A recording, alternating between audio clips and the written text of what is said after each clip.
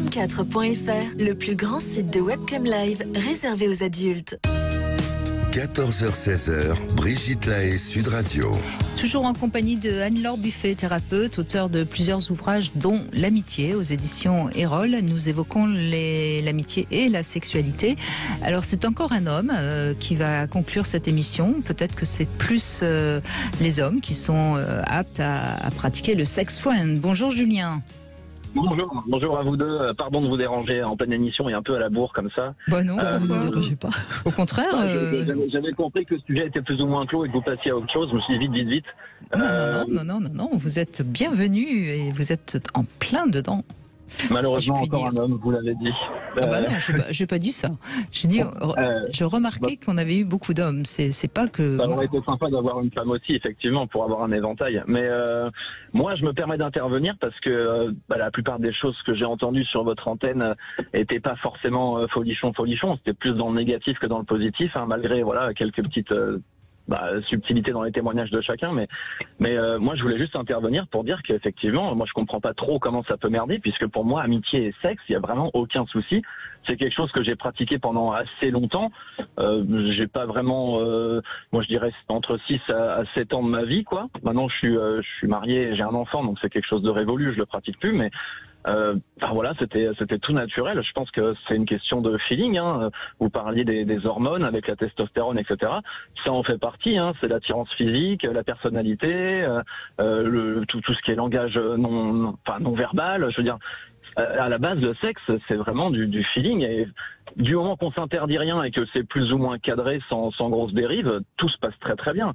Moi, sans vouloir lancer de concours, j'ai dû avoir j'ai jamais vraiment compté. J'ai beaucoup plus d'une dizaine, je pense, de sex friends que je vois encore aujourd'hui dans le cadre de l'amitié pure et simple, où parfois en soirée on se remémore certains aspects ni par nostalgie ni par mélancolie. C'est tu te souviens, machin. Mais voilà, ça se passe toujours très bien. Vous avez eu des relations sexuelles et vous vous êtes vus comme sujet l'un et l'autre, et aujourd'hui vous continuez à vous voir comme sujet l'un et l'autre, mais comme vous n'êtes plus disponible, ça reste une amie, voilà. Mais même sur le moment, je pense que c'est deux choses qui vont très bien ensemble, hein, de toute façon. Ça me fait plaisir de vous entendre, Julien, parce que je pense qu'en effet c'est possible, oui. Complètement. Honnêtement, c'est pas vraiment mon genre d'appeler les radios. Je crois que c'est la première fois que je le fais. Je me suis garé sur le côté et je me suis dit, après que j'intervienne, j'ai les cheveux qui se dressent. Mais c'est quelque chose de vraiment... Faut faire un vœu. Quand on fait une chose pour la première fois, il faut faire un vœu. Faites un vœu. C'est vrai, mais là, j'ai pas vraiment d'idée. Allez, ça y est, c'est fait. Mais c'est quelque chose de... Moi, je pense qu'à mon avis, les gens se mettent la pression et se mettent ils sont beaucoup trop de la tête et pas assez des coucougnettes, sans vouloir schématiser un pensée. Mais c'est vraiment ça. On s'interdit plein de choses par rapport aux mœurs, aux codes, etc. Alors qu'en fait, si on se laisse aller un petit peu plus et que on considère le sexe comme une chose, ça fait partie. C'est animal, c'est quelque chose de naturel, c'est pas forcément quelque chose de mauvais, quoi. Donc, vous avez dit le mot, c'est exactement ça. Le sexe, c'est pas quelque chose de mauvais, c'est un courant qui passe entre deux êtres, comme l'amitié, comme l'amour, comme l'attirance, et donc c'est un tout en fait. Hein, c'est ça. Et si fait comme l'un ou comme l'autre. C'est consenti et qu'on est un peu d'accord avec tout ça, moi il y a des personnes... Alors justement, je reviens sur le témoignage d'Alexis tout à l'heure qui était un petit peu rude. Ça vous est arrivé qu'une de vos sex-friends justement ait des sentiments pour vous ? Alors ça, c'était la toute dernière, Oui. Mais c'est pas par rapport à ça que j'ai arrêté la relation. C'est parce que, j'espère qu'elle m'entend. Non, elle est à Tahiti maintenant. Mais c'est parce qu'elle avait des tendances un peu. Alors c'est mon opinion, c'est ma façon de voir les choses. Peut-être mais elle avait des tendances un peu nympho et ça devenait vraiment pesant sur la fin. C'était même, fallait le faire tout le temps, partout. C'était n'importe quoi. C'était pas top. Oui, ça vous correspondait plus. Mais vous l'avez dit, vous avez utilisé le terme, vous avez dit que ça n'est pas une mauvaise chose, et c'est vrai. Vous avez dit aussi relation consentie. Donc il y a quand même le fait de pouvoir verbaliser, de pouvoir nommer entre guillemets où on se situe ou comment on se sent dans la relation et être en accord. C'est le problème en fait, je crois, de ce qui ressort de tous les témoignages aujourd'hui et de manière générale, c'est que autant la relation sex-friend est à mon sens tout à fait possible, autant il faut que les deux s'autorise, alors pas à l'américaine, avant chaque date, à se dire on va faire ça, mais en tout cas régulièrement à dire où ils en sont dans leurs sentiments. Et peut-être que les sentiments s'imposent pas et qu'ils sont très contents d'être dans ce type de relation et que ça leur convient très bien. Mais s'il y en a un des deux qui commence à avoir des sentiments amoureux, faut aussi oser le dire, parce que sinon le déséquilibre s'installe et c'est là où la relation, soit elle devient douloureuse pour l'un des deux, voire pour les deux, soit elle va partir en cacahuète. Donc oui, il faut une certaine honnêteté de part et d'autre. Ouais.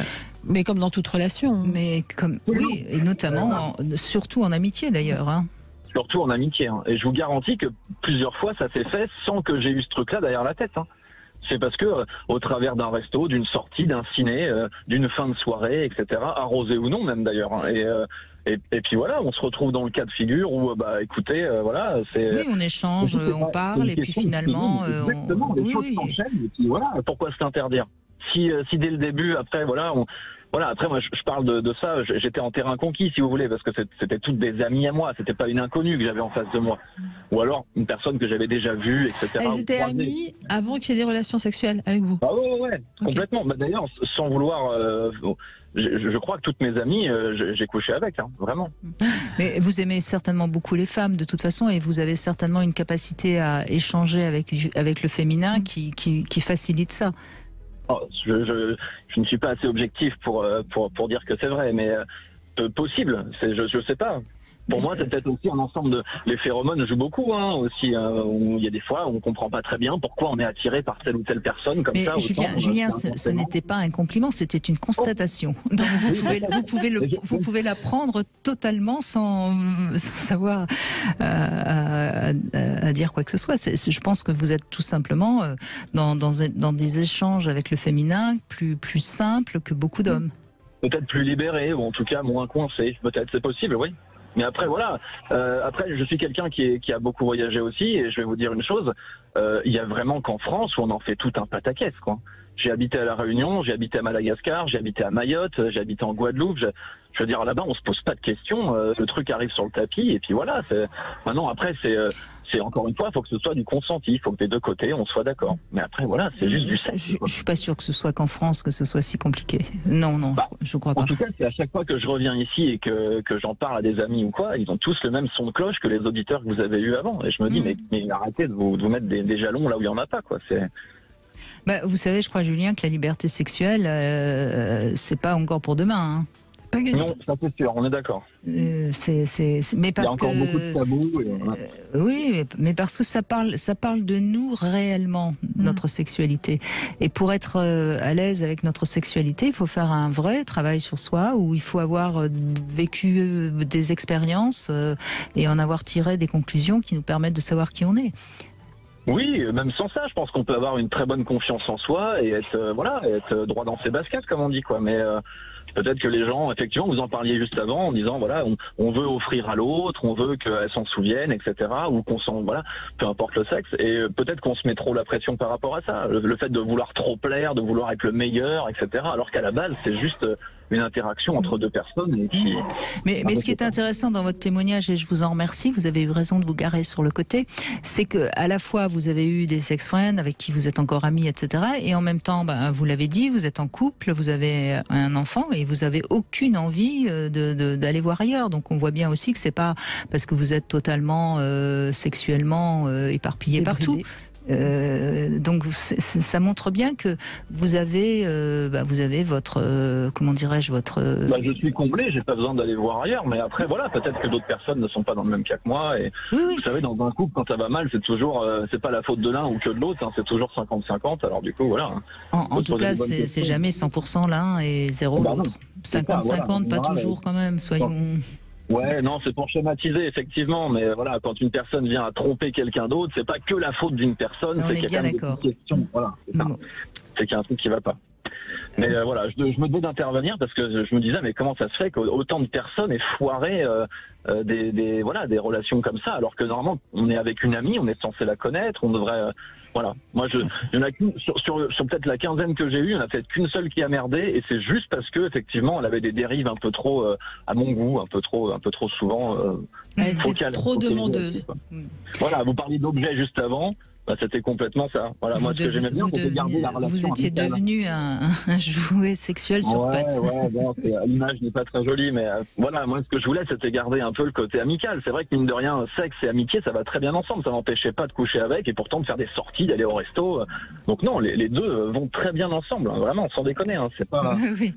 Merci beaucoup, Julien. Je vous laisse reprendre votre voiture.